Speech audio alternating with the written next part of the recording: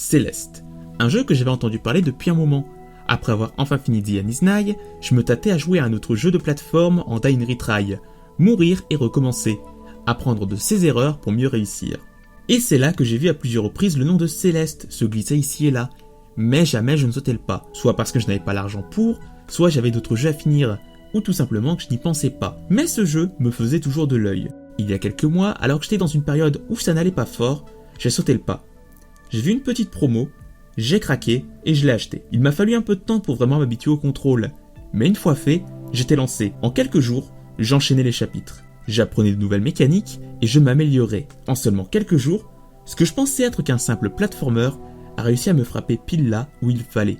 En quelques jours, ce jeu a réussi à me marquer. Salut tout le monde, c'est Floflick et aujourd'hui Céleste, parlons-en.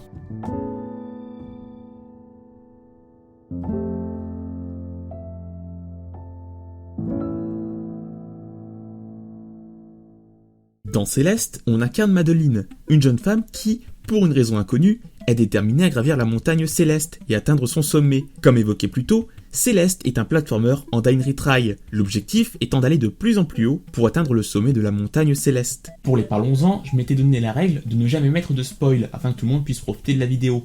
Mais ici, je ne vais malheureusement pas avoir le choix afin de mieux développer mes propos et ma conclusion. À titre d'information, je ne vais parler que des chapitres 1 à 7 et juste l'histoire principale, c'est-à-dire hors phase B ou autre. Sur ce, revenons au tout début de Céleste. Dès le début du jeu, on rencontre une vieille dame, et vu qu'elle n'a pas de nom dans le jeu, je vais l'appeler Mamie, qui semble déjà remettre en cause les capacités de Madeline à gravir la montagne. Elle nous prévient cependant que la montagne est un lieu étrange, mais ce n'est pas ce qui arrête Madeline, qui prend alors le pont en direction de la montagne, alors que ce dernier s'effondre derrière elle, puis devant elle.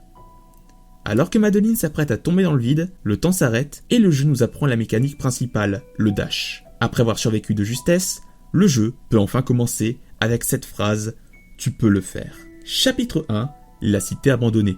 Juste avant d'enchaîner le premier chapitre, je voulais parler d'un petit élément interchapitre, les cartes postales. Avant chaque début de chapitre, on nous présente une carte postale qui nous est destinée, avec parfois des conseils sur le jeu ou d'autres informations. Ces cartes postales ont pour but de rassurer le joueur, mais on y reviendra plus tard. Durant ce premier chapitre, c'est là qu'on peut faire notre première rencontre avec Théo, un jeune homme passionné de photographie. La première fois qu'on le rencontre, c'est à un feu de camp, accompagné d'une douce musique de guitare. On se sent rassuré, le jeu nous montre déjà qu'on peut faire confiance à Théo, c'est une présence chaleureuse. Vers la fin du chapitre, on tombe sur un monument qui semble faire obstacle à l'objectif de Madeline. Ce monument est un monument commémoratif, dédié à ceux qui ont péri dans l'ascension. Ici, personne ne dit directement à Madeline qu'elle ne peut pas gravir la montagne, mais on la met face à la réalité, et que de nombreuses personnes sont mortes en essayant de gravir la montagne. Après avoir vu ça, Madeline se pose à un petit feu de camp juste à côté, et c'est ainsi que se finit ce premier chapitre. Ce chapitre nous aura permis de rencontrer Théo, un personnage attachant qu'on retrouvera plus tard. Chapitre 2, le site ancien. Avant de continuer avec le chapitre 2, voyons la carte postale de ce début de chapitre. Les fraises impressionneront tes amis, mais c'est tout. Ne les ramasse que si tu y tiens vraiment. Il s'agit là d'un message directement adressé aux joueurs. Dans de nombreux jeux, on a souvent des collectables à récupérer, qu'ils aient un but ou non, et Céleste ne déroge pas à la règle. Cependant, il y a quelque chose que j'aime beaucoup ici. Le jeu nous dit clairement que ce n'est pas grave si on ne récupère pas les fraises. À part montrer votre skill, cela n'aura pas de grande importance sur le reste du jeu. Bref, pour revenir à ce début de chapitre, on reprend directement après la fin du premier chapitre. Mais certaines choses semblent différentes. Par exemple, le texte sur le monument vu précédemment n'a plus aucun sens. En poursuivant notre exploration, on tombe sur un ancien site, et on finit par y trouver un miroir d'apparence ordinaire. Mais en passant devant, on se rend compte que notre reflet est assez étrange et a raison, puisque ce dernier finit par sortir du miroir, débloquant une nouvelle mécanique dans ce chapitre. En ressortant de ses ruines, on rencontre enfin ce fameux reflet, Madeline. Elle se dit être une partie de Madeline, et éprouve un certain désintérêt à gravir cette montagne. Mais Madeline n'est pas de cet avis, elle doit gravir cette montagne.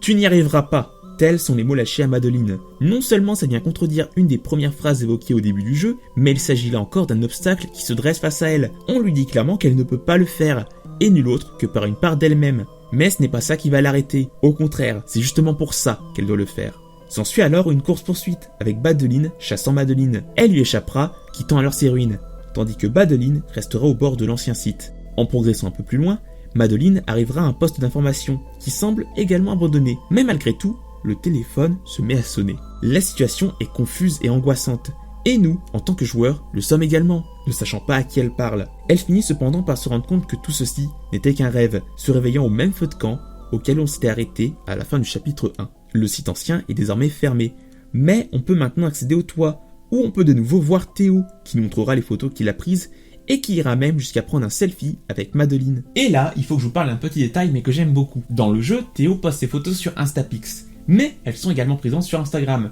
nous donnant même des photos d'avant son arrivée à la montagne. Mais je voulais surtout revenir sur le commentaire de cette photo, moi et ma nouvelle meilleure amie Madeline, ce qui montre déjà une grande amitié naissante entre deux. On apprend que Madeline s'est donné la promesse de gravir la montagne. Elle en a marre de trahir les promesses qu'elle s'est faites à elle-même. En quittant les lieux, Madeline tombe à nouveau sur le poste d'information, toujours abandonné. Cette fois-ci, elle prend l'initiative de téléphoner, et elle appelle nul autre que sa maman. La situation ici est beaucoup plus calme, beaucoup plus détendue, sans compter sur le fait que sa mère a l'air ravie de l'entendre. C'est d'ailleurs durant leur échange qu'on apprend que Madeline est sujette à des crises de panique, alors que sa mère la rassure. Pense à bien respirer ma chérie, je suis là. Pas mal d'infos dans ce chapitre, notamment avec l'arrivée de Madeline. Mais on en apprend aussi un peu plus sur Madeline ainsi que Théo. Chapitre 3, la station Céleste. Revenons sur la carte postale avant de poursuivre avec le chapitre 3. Sur celle-ci, il est inscrit « Sois fier de ton compteur de morts. Plus tu meurs, plus tu apprends.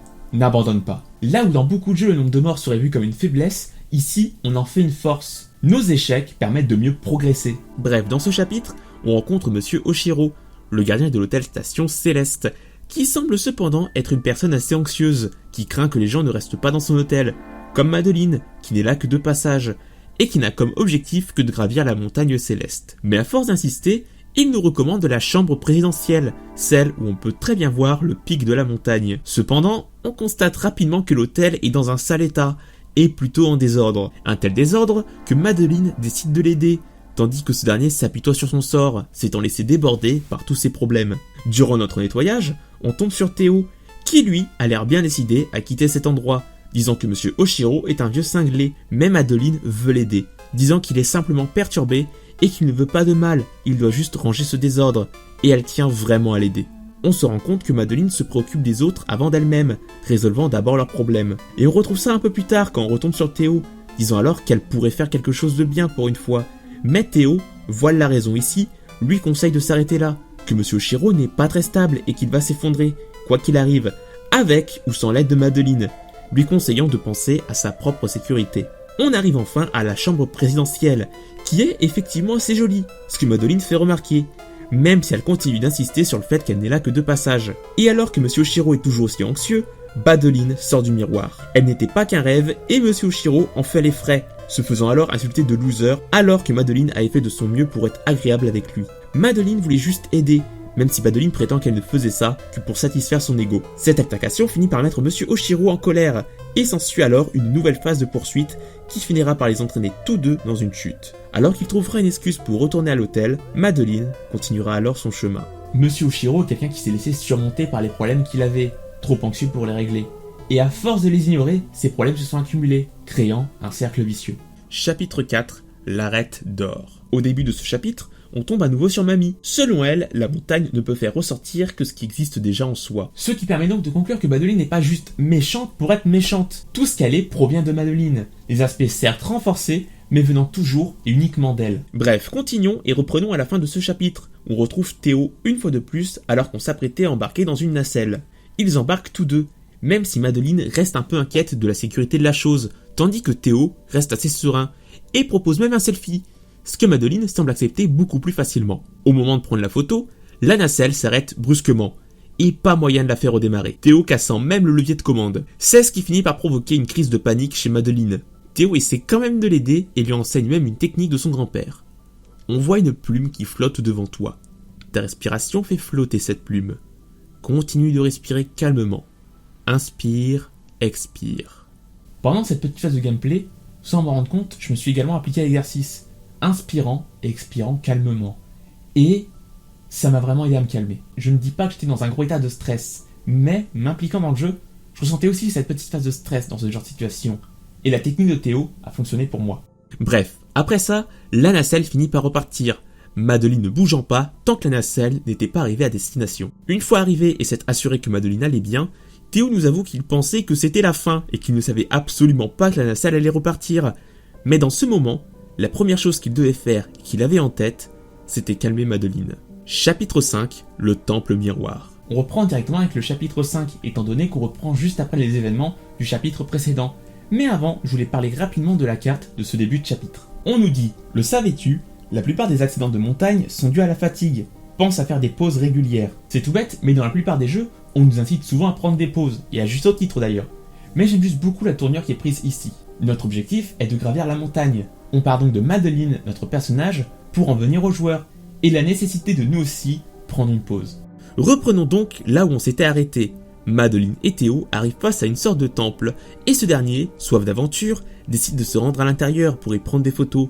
Bien que Madeline ne soit pas confiante, se disant que ça va mal finir. Et c'est effectivement le cas, car en explorant un peu, on finit par retrouver Théo, enfermé dans un miroir. En continuant notre exploration afin de trouver un moyen de sortir Théo de ce miroir, Madeline finit par trouver un autre miroir, beaucoup plus grand, qui finit par l'absorber. Après une phase un peu étrange où on contrôle une créature, que je vais appeler Monsieur Neuil, on se réveille dans une version modifiée du temple, supposément à l'intérieur du miroir. Et qui dit miroir dit retour de Madeline. Durant leur échange, on nous confirme que c'est bien la montagne qui lui a vraiment donné vie, qu'elle est bel et bien réelle et physique, et que surtout, elle est bien une partie de Madeline. Elle insiste aussi sur le fait que tout ce qui se passe dans ce temple est la faute de Madeline, que tout provient de ce qu'il y a dans sa tête. Cette dernière s'interroge alors sur pourquoi sa partie de soi veut lui faire du mal, mais Madeline ne l'entend pas de cette oreille. Pour elle, elle ne fait que protéger Madeline comme un bébé, et c'est pour ça qu'elle la déteste. Elle dit aussi ne pas se sentir écoutée, et que même si elle lui aurait dit, Madeline n'aurait pas écouté. De par cette discussion, Madeline en vient même à supplier Madeline de l'aider à sortir d'ici, de ce temple. Elle voudrait que sa partie d'elle soit à ses côtés, mais Madeline refuse, lui disant qu'elle mérite ce qui lui arrive, comme une sorte de punition. Après cet échange, Madeline se retrouve de nouveau seule, et en continuant d'explorer, elle tombe sur Théo, enfermé dans une sorte de cristal. Elle s'excuse alors de lui avoir causé souci, qu'elle a honte qu'il la voit comme elle est, mais il la rassure en lui disant qu'elle n'est pas seule dans cette histoire, et que Théo y est aussi pour quelque chose. Après tout, tous les yeux sont dirigés vers Théo, et comme il le dit lui-même, ce n'est pas elle qui l'a enfermé dans ce cristal. En discutant un peu plus avec lui, on se rend compte que Théo voit en Madeline sa sœur, l'appelant Alex pendant un bref instant. Il sait qu'elle ne mérite pas tout ce qui lui arrive, et il ne veut pas qu'elle se sente encore plus coupable. Ce cristal duquel il se retrouve enfermé provient de lui, une expression de son énergie psychique négative, comme il le dit lui-même. Après un petit détour, Madeline retrouve enfin Théo, mais le cristal semble vraiment difficile à briser.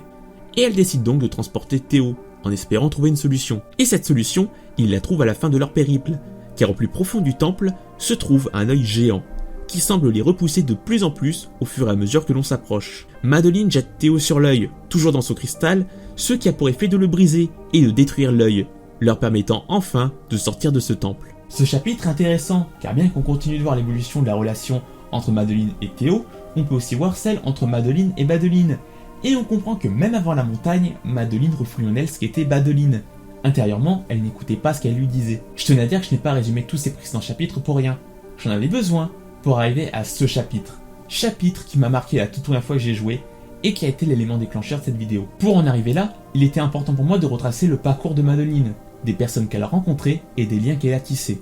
Bref, sans plus tarder, chapitre 6, réflexion. On reprend un peu après la fin du chapitre précédent, avec Madeline qui transporte Théo, l'amenant près d'un feu de camp. Et là, pour la première fois depuis le début, le jeu nous laisse nous aussi joueurs le temps d'une petite pause, nous laissant, si on le désire, discuter avec Théo et Madeline. C'est durant ce moment d'échange que Madeline avoue à Théo que la montagne a laissé ressortir une part d'elle, Madeline, une partie dont elle n'est pas très fière. C'est aussi là que Théo nous dit clairement qu'il a une sœur, et que Madeline lui fait beaucoup penser à elle. Elles vivent toutes deux très intensément dans leur tête. C'est aussi pour ça que Théo a fait confiance si rapidement en Madeline. Au cours de leur conversation, on en viendra au sujet de pourquoi Madeline s'est mise en tête de gravir la montagne. Elle s'était coincée dans un cycle, ce que Théo a également vécu. Son cerveau se bloquait sur des choses passées il y a longtemps, choses qui n'ont plus aucune importance, et qui ne devraient pas l'atteindre, et ça la rendait folle. Elle avait juste besoin de sortir de sa propre tête. Et alors que je me sentais déjà proche des personnages, je ne me sentais que plus rapproché quand Madeline a sorti cette phrase. J'arrive à sauver les apparences, mais en vérité, je suis complètement paumé. Théo demande alors comment il peut l'aider, mais le simple fait d'en parler avec lui a aidé Madeline. Pouvoir discuter de ça, ça fait du bien. Théo a d'ailleurs aussi également quelques petits soucis. Après avoir trouvé un travail et pensant avoir trouvé sa vocation, il s'est révélé qu'il a détesté ça et avait juste un besoin de se perdre. Madeline le pense très stressé, mais ça a l'air d'aller. Tout le monde est patient avec lui, mais il se met juste beaucoup trop de pression. Il a surtout peur de ne jamais trouver sa direction, tandis que Madeline veut sortir d'une routine dans laquelle elle s'est engluée. Elle a besoin de réaliser quelque chose. Avant d'aller se reposer, Madeline décide de garder un souvenir de cette nuit en prenant un selfie. Et la différence ici est flagrante. Déjà, par rapport au premier selfie pris ensemble, c'est Madeline qui prend l'initiative. Mais ensuite, regardons les photos. Madeline est infiniment plus joyeuse sur celle-ci. Elle est proche du sommet et prête à tourner la page. Suite à ça, ils décident tous deux de se reposer. Je voulais juste revenir sur l'échange qu'il y a eu lieu. Durant tout le jeu, je me sentais plus ou moins proche de Madeline, avec certains problèmes qu'elle avait. Mais là, durant cet instant, je me suis senti beaucoup plus rapproché à la fois de Madeline et de Théo. Je passais, passe parfois encore, par les mêmes problèmes. Je me voyais à travers eux, ce qui fait que je comprenais leur objectif. Et en aidant Madeline à gravir cette montagne, j'avais un peu l'impression de m'aider également. Moi aussi, j'étais en train de gravir la montagne. Revenons au jeu, où on retourne dans une phase de rêve. Depuis le début, je ne parle pas vraiment du gameplay, mais je tenais à faire une petite exception pour un élément. Plus tôt dans le jeu, pour nous aider à nous calmer, Théo nous apprend la technique de la plume. Ici, dans cette phase, on retrouve la dite plume, qui nous permet de se déplacer librement dans les airs pendant quelques instants. La plume qui lui a permis de se calmer l'aide désormais à prendre son envol, à se sentir plus libre, plus légère. Elle s'élèvera alors jusqu'à percevoir les aurores boréales, allant directement discuter avec Madeline. Elle en vient à la conclusion que Madeline est une partie d'elle qu'elle doit laisser derrière elle. Elle pensait lui rendre sa liberté, afin qu'elles soient toutes deux heureuses. Mais Madeline se sent au contraire abandonnée, ce qui l'énerve beaucoup, se penchant même sur le 4e mur, sortant de son cadre. Madeline essaiera de repenser à la plume, mais elle sera détruite aussitôt, sur un dernier excès de colère. Clamant haut et fort qu'elle ne peut pas gravir cette montagne et qu'elle va devoir l'accepter, elle envoie Madeline dans les profondeurs de la montagne, bien plus loin encore que la case départ.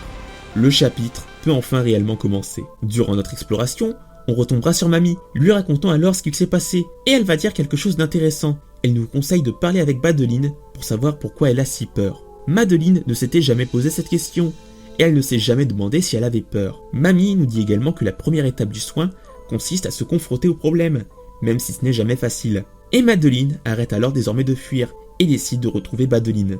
Plus loin dans le niveau, on tombera sur ce que j'interprète être les cheveux de Madeline, qu'on pouvait également voir durant les périodes d'anxiété, qui semblent fuir au fur et à mesure qu'on avance et se rapproche de Madeline, finissant par arriver devant elle. Madeline lui propose de sortir d'ici.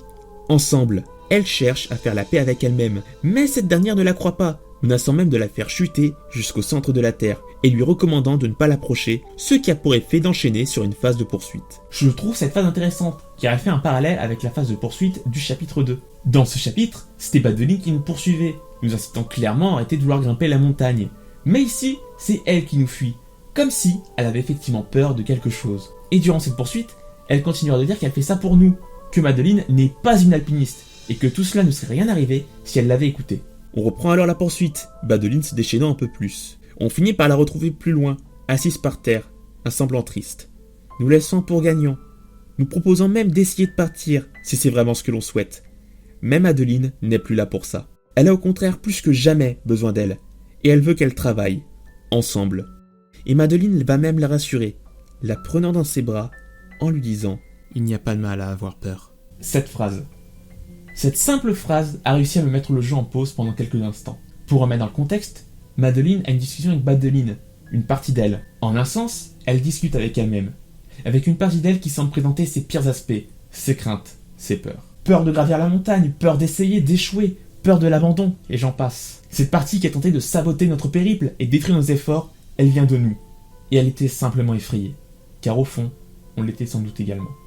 Après ça, Madeline se retrouve calmée, et ne fait désormais plus qu'un avec Madeline. Pour parler brièvement du gameplay, cela se traduit maintenant par le fait de pouvoir faire 2 dashs au lieu d'un seul, et lorsqu'on trouve un orbe violet, on a un gros boost qui nous permet d'aller beaucoup plus haut. Madeline est d'ailleurs la première surprise, et du coup, toujours aussi déterminée à atteindre le sommet de la montagne, surtout grâce à l'aide de Madeline. Elle a enfin fini de la rejeter, prête à l'accepter, à ne faire plus qu'un avec, et d'essayer de comprendre ses peurs. Quant à Madeline, elle va essayer de coopérer. Après n'avoir cessé de se battre depuis le début, elles vont enfin travailler ensemble. J'aime vraiment beaucoup ce chapitre. Et je dirais même que pour le moment, ce doit être mon chapitre préféré. J'aime le fait que Madeline ne cherche plus à bêtement détruire ou abandonner cette partie d'elle, ses émotions, peurs ou autres. Elle décide d'avancer avec.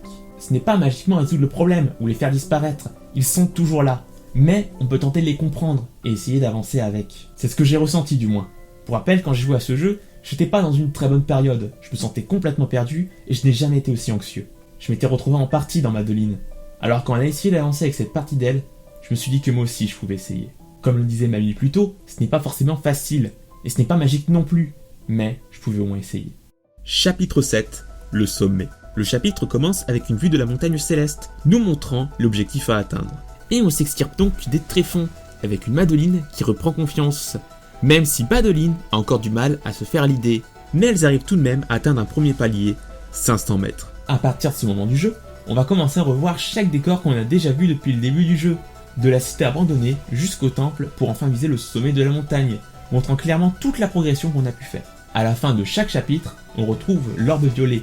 Madeline nous aide donc, elle coopère. Avant d'arriver aux 1000 mètres, Madeline demande à Badeline comment elle se sent, montrant déjà une idée de coopérer. Elle dit qu'elle se sent bien, mais qu'elle craint le premier problème. Elle reste anxieuse, mais Madeline la rassure en lui disant qu'elle sera à ses côtés, peu importe ce qu'il se passe. Après avoir parcouru à nouveau le site ancien, Badeline félicite le travail qu'elles ont accompli, ce qui surprend un peu Madeline, la taquinant également en l'appelant Mademoiselle Positivisme, mais lui rappelant tout de même qu'elle est d'un grand soutien. Mais c'est une bonne chose, elles commencent à avoir confiance. Elles atteindront ensuite la station Céleste, là où on avait rencontré Monsieur Oshiro, et où justement Badeline avait envenimé la situation. Madeline continue de s'inquiéter pour lui, mais Badeline reste sur son avis, disant qu'il l'a traitée comme une moins que rien, et qu'elle gâche son énergie pour les mauvaises personnes, finissant toujours par la blesser, tandis que cette dernière mentionne que Badeline est trop agressive. Elles finissent toutes deux par s'excuser, et proposent de ne plus en parler. Plus elles montent, et mieux elles ont l'air de s'entendre et coopérer, et même se comprendre, surtout au moment avant d'atteindre les 2500 mètres. La montée semble avoir été compliquée, et Madeline se demande même si ce n'était pas une mauvaise idée au final, et que Badeline avait sûrement raison. Mais cette dernière vient directement lui dire que non, c'est elle qui avait tort, qu'elles peuvent gravir cette montagne, lui disant clairement qu'elle est avec elle et qu'elle croit en elle, ce qui veut dire beaucoup pour Madeline. Avant d'atteindre les 3000 mètres, la dernière ligne droite avant le sommet, Badeline tenait à s'excuser, disant qu'elle ralentissait Madeline et qu'elle doit essayer de lui faire confiance. Mais Badeline rétorque qu'elle a essayé de l'abandonner durant presque toute sa vie, regrettant du coup de ne pas l'avoir compris plus tôt. Badeline se rassure en disant qu'au moins, elles étaient en train d'en parler. Désormais, à eux deux, elles peuvent tout faire. Elles peuvent gravir cette montagne. Et même si elles n'y arriveraient pas, elles auraient au moins essayé. Madeline disant que c'est quelque chose qu'elle avait vraiment besoin de faire. Et Badeline acquiesce en lâchant un « finissons-en » avant d'atteindre les 3000 mètres. On arrive enfin à la dernière ligne droite, avec des checkpoints tout du long, allant de 30 jusqu'à 1, avant d'atteindre le sommet. Après avoir bravé quelques challenges, on arrive au checkpoint 4, où se trouve un petit observatoire permettant de voir le chemin qui nous reste avant d'atteindre le sommet. Et alors que la musique se calme, on peut observer ce drapeau, rouge et usé.